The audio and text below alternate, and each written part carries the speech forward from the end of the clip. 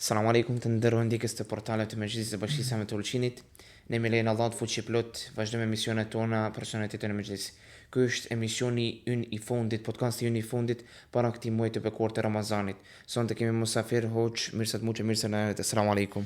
Aleikum selam të Allahi barakatuhu, mirë se u gjetëm. Allah ju shpëlbeft, Allah ju nderoft. Edhe ju zot e shpëlbeft. Së pari faleminderit shumë për pranimin tuaj në emisionin ton podcast në Mejlis. Së pari ne kemi shumë tema për të folur me ju, por nga temat më të rëndësishme dhe ato më të tema më preokupuese për ne si besimtar në këtë muaj të bekuar të Ramazanit, do të ishin ato cila është vlera e vakufit dhe sa është ai i rëndësishëm në Islam. Bismillahirrahmanirrahim. Në emër të Zotit të gjithë mëshirshmit, mëshirbërësit, paqja dhe mëshira e Zotit që mbi të dashurin në zemrave tona vulen e gjithë pejgamberin Muhammedin sallallahu alaihi wasallam. Fillimisht unë ju uroj për këtë emision, lutë Zotin që Allahu t'u jep sukses dhe t'u jep të mira bereqet. Një ide shumë e mirë, inshallah kemi ndihmën e Zotit gjithmonë dhe Allahu inshallah na mundson gjithmonë me punu punë të mira dhe vepra të mira. Nuk ka dyshim se vakufi është çështje shumë e rëndësishme dhe kjo fe madhështore i kushton një rëndësi të veçantë. Allahu i madhruar thotë në Kur'an: "Lën tenalul birra hatta tunfiqu mimma tuhibbun." Nuk keni me arrit atë shkallën e imanit, shkallën e lartë besimit, derisa njeriu nuk e jep atë që e don më së shumtit, që ka zemrën më së shumtit, pasurinë më të shtrenjtë. Ka qenë traditë nga e maheshme, nga koha e pejgamberit sallallahu alaihi wasallam dhe sahabët radhiyallahu anhu, shokët e pejgamberit, kanë qenë shumë të kujdesshëm për me lënë vakuf, sepse vërtet kjo vakuf është me lanë diçka që njeriu investon që të jetë për të mirën e xhamatit, të mirën e besimtarëve, dhe ky investim është që ti pa investon për veten tënde, për investon për ahiret, që ty më të bën një vend në botën tjetër, një xhenet. E ne kretë të gjithë këtë tokë të Zotit pa mundohemi për diçka, për vetëm qëllim, për me fitu xhenetin, për me fitu kënaqësinë Allahut azza wa jall. Sahabët kanë qenë shumë të kujdesshëm për me dhënë vakuf. Për tyre shembull, Abu Talha, thot pejgamberi sallallahu alaihi wasallam një ditë prej ditëve, kush për ju është i gatshëm këtë kopsht me dhënë për Allahun azza wa jall. Edhe ngritet Abu Talha, një kopsht i cili është i njohur me emrin Beiruha, që është përballë xhamisë pejgamberit alayhis salam, dhe thot: Këtë kopsht unë do më dhanë vakuf dhe do më dhanë për Allahun azza wa jall. Dhe kjo traditë ka vazhduar edhe tek gjeneratat e mëvonshme, dhe duke falendëruar Zotin e Madh, vullnetin dhe dëshira nuk ka munguar edhe tek njerëzit tonë këtu në vendet tona. Edhe sot kemi edhe njerëzit tonë cilët po kontribojnë dhe po lajnë vakufe për institucionet islame, e nuk ka ma mirë se sa me lanë vakuf për xhamatin edhe për qytetin tanë, për vendin tanë, edhe kjo është një investim që ja vlen shumë, sepse prej veprave që njeriu nuk i ndërpriten kur ndahet për dunjajet, e mbyll misionin e kësaj bote, e prej veprave që nuk i ndërpriten është edhe kur njeriu kalon një herjat. Inshallah Zoti e vetëdijson shoqërinë tonë, umetin tonë, që gjithkush sa ka mundësi për me lanë ndonjë gjë vakuf, nuk shikohet ajo shumë sa po lën, por shikohet ajo mundësia se sa ke mundësinë ti për me kontribuar dhe me dhënë. Qoftë asnjëherë nuk guxon njeriu edhe me nënvlerësu një vepër të vogël, sepse tek e vogla dihet se ndoshta e vogël në syrin tan, por përshon shumë rand, sepse gjërat vlerëson mbaz asaj çka ke, jo mbaz asaj se sa ti ke lënë. Allah shpëlbej vakiflerët tanë. Të nderuar ndjekës, ne do ta kujtojmë mirë se hoxha, jo vetëm është hoxh imam në xhamin e Bregut për shumë vite, më tepër se një dekadë. Lutim Allahun fuqi plot që ta shpërblej me të mirët e tij, por hoxha është edhe arkatari i Mejlisit të Bashkisë Së Ulçinit, ai i cili mbikëqyr Beitul Madin e Ulçinit. Lutim Allahun fuqi plot që ta shpërblej me të mirët e tij, ky është amanet i madh. Por së pari, para se të ecim në tema të tjera të cilat ju përkasin amanetit tuaj, duhet të na tregoni për vlerën dhe rëndësinë e madhe të humanitetit, sa është ndihma e theksor në Islam për të varfërit, jetimet, nevojtarët e tjerë. Nuk ka dyshim se prej veprave më të dashura të Zotit është që njeriu më bën mirë krijesave të Zotit. Allahu në shumë vende në Kur'an përmend të thotë: "Inallahu yuhibbul muhsinin." Zoti i don bamirësat. Gjithashtu Allahu ka marrë për detyrë për mjaushtu pasurinë me ja shumë fishu bereqetin, ati që jep bereqet që i gëzon zemrat e njerëzve. E për atë tregon një tregim për një njeri i cili ishte i mërzitur, i cili kishte shumë hallë, kishte shumë mërzi, kishin lodh hallet e dunjas, mirë po i del një njeri i cili Zoti kishte ndëruar me pasuri dhe i thotë çka ke, çfarë nevoje ke? Thotë më kanë lodh borxhet. Thotë mos u mërzit, borxhet tuaja un kam i hek. I thotë ka dalë apo vetë sa kam, pa nuk e kam të rëndësishme un ti sa ke. Sa kam të rëndësishme un që me pa gëzim fytyrën tënde. Do thënë, çështja e bamirësisë është një çështje shumë e madhe. Nëse ne ju ndihmojmë krijesave të Zotit, nëse na ju dalim ndihmë krijesave të Zotit, Allahu i madhruar ka më na lehtësuar edhe neve gjendje nesër në ahiret, në ditë të madhe, në ditë ku kemi pas shumë nevojë në madhe, sepse Allahu ka më thënë disa krijesave, juve nuk guxoni u ngushtu rrugët, sepse ju sa ishit në dunja, ju ishit nga ata që keni mundu dhe ju keni lehtësuar gjendjen me krijesave të mia. Pra atë nuk ka mirësi më të madhe se sa të jetë njeriu bamirës dhe t'ju bëj mirë krijesave të Allahut azza wa jall. Ndëroj hoç, a ka ndonjë duke ndëgjuar fillimin tuaj, në inspiruar, në motivuar, a ka ndonjë moment i cili ju ka prekur gjatë punës veprës tuaj humanitare? Ka dyshim se rastet janë të ndryshme që ka nevoja të ndryshme. Ajo që neve shumë na prek nga njëherë kur tek disa familje që më të vërtet ka nevojë me përndim, ka nevojë që dikush mi ushtri dorën. Mirë po ka pas pitynëve që ishte paraqit me këto fjalë, ndoshta hoç ish dikush më nevojë sa unë. Kështu që ndihmën teme çoni dikun, përcillet dikun tjetër. Kjo është një rast që më ka prek shumë. Sepse është të shumë mëkat, është të shumë gjëra, nëse ne pa nevojë kërkojmë dhe lypim. Dhe Allah azza wa jall në formë nënçmuese disa krijesa, cilët tan ymrin, tan jetën e kanë kalu tu i lyp dhe tu i kërku.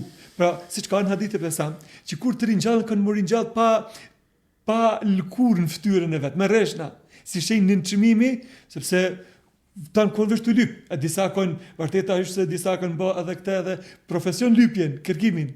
Jo se ka nevojë. Për atë njeriu duhet të mundu me punu vet, me durë të veta, me sjell bereqetin me durë të veta. Allahu na lësot. Allahumma amin. Nderuari hoç, kemi shumë gjëra në këtë muaj të bekur të Ramazanit, sidomos kur është bamirësi, Allahu fuqi plot na dha që ne të japim sadakatul fitrin e tjerë. Por jo vetëm se vetëm jeni imam në xhami dhe jeni kartar, por ju jeni edhe kryetar i komisionit pjesa humanitare e cila quhet Bereqeti, e cila është në kuadër të Mejlisë Bashkisë të Ulqinit. Na tregoni themelimin e saj, historikun e saj. Bereqeti është themeluar në vitin 2009. Deri më sot, shqyr Zotit, vazhdimisht po mundohemi që të jemi në shërbim krijesave të Zotit. Dhe nga viti 2009 deri më sot vazhdimisht po themi se çdo muaj, çdo 2 muaj, gjithmonë kemi kënë domethënë shpërdamjen e paketave ushqimoreve dhe nevoja tjera që kanë pas njerëzit tonë. Nuk është përcaktuar dhe përqendruar vetëm paketa ushqimore, Komisioni Bereqeti që funksionon në kuadër Bashkisë Islame të Ulqinit. Kemi pas raste që njerëz kanë pas nevojë për rinovimin e shtëpisë, kemi pas raste që njerëz kanë pas nevojë për ilaç, kemi pas raste për nevoja të tjera të ndryshme, ose rastin e fundit që patëm tash që ju deshte një familjes për operim dhe shiqur Zotit dhe duke i falendëruar bamirësat dhe nuk ka dyshim se vullneti dhe dëshira për bamirësi e njerëzve tonë nuk ka mungu dhe shpresoj të mos mungoj edhe në të ardhmen, brenda pak kohëve shumën që ju nevojite me njëherë ja përgatitme dhe ja dorëzume asaj familjes që na u drejtu Bashkisë Islame Bereqetit. Inshallah Zoti i Madh ju lehtëson gjendjen familjeve që kanë nevojë dhe inshallah Zoti i Madh na mundson që sa më shumë të jemi në shërbim krijesave të Zotit.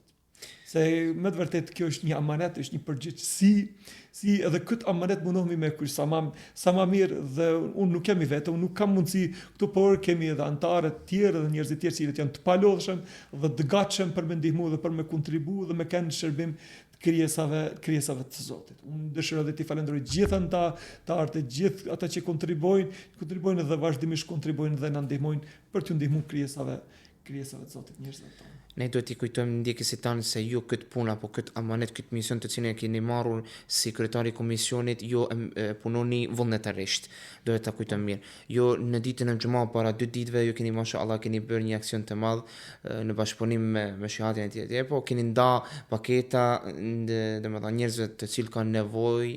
Lutim Allahun fuqi plot që të shpërblej për çdo vepër, për çdo punë të cilën e punoni. I nderuar hoç, do ta kujtojmë edhe një gjë tjetër me të cilën besimtarët tanë preokupohen në këtë muaj të bekuar të Ramazanit, ajo është antarësia. Sa është vlera e saj, sa janë nga ato të cilët e paguajnë? Çështja e antarësisë është çështje shumë e rëndësishme që dhe lutim Zotin inshallah që në të ardhmen ta kuptojnë edhe njerëzit tonë, vendit tonë, të jenë më të kujdesshëm në lidhje me antarësinë, po kjo thjesht nuk është për personit, po jep institucionit, një institucion ku mësohet fjala Allahut azza wa jall.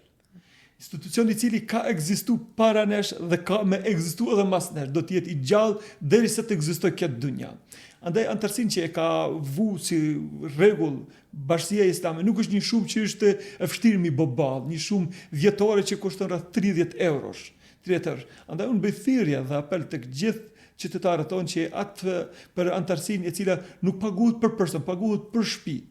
Për shtëpi, pra vjetore 30 euro nuk është një shumë e madhe. Ne gjithashtu na ndodhen edhe raste që kemi familje që ndoshta nuk i kanë paguar, nuk i paguajnë, apo ato që janë të rregullt në pagesë kemi rreth 600 familjeve. Ndërsa ata që nuk i paguajnë dhe kanë mundësi me i pagu, atyre ndodh që ju marrim në kohën në momentet kur na ndodh rasti ndonjë xhenaze. Por se duhet ta dim se personat që përsëri nuk kanë mundësinë e pagesës, qoftë xhenazës e antarësisë, do të thonë Bashkia Islame si bashkësi i liron për gjitha pagesave, por pasi që formohet komisioni dhe e konstaton se vërtet familja është nevojë dhe është në hall dhe s'ka mundësi për mi baball kësaj pagese. Lutim Allahun fuqi plot që të shpërblej me të mirat e tij. Amin. Cili do të ishte mesazhi juaj për këtë muaj të bekuar të Ramazanit?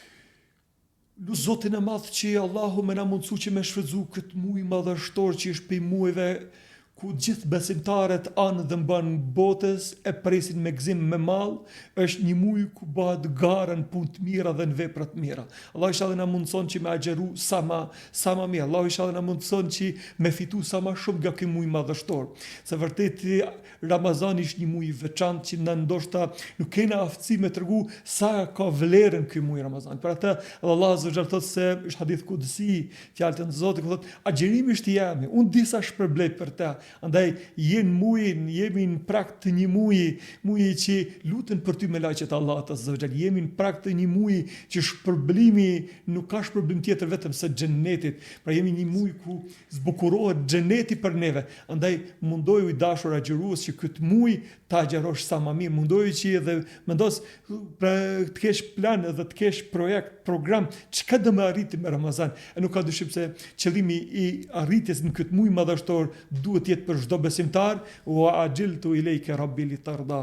Dhe unë nxitova tek Zoti jam për shka për me arrit kënaqësinë e Zotit tan. Andaj lutim Zotin që Allah inshallah na mundson që të përfitojmë sa më shumë nga ky muaj dhe me shfrytzu sa më mirë. Të kemi kujdes ta ruajmë gjuhën, të ruajmë syt ton, vesh ton, mos shikojmë atë që s'ban mu shiku, mos dëgjojmë atë që s'ban mu ndëgju, ta gjerojmë me gjitha pjesët e trupit ton.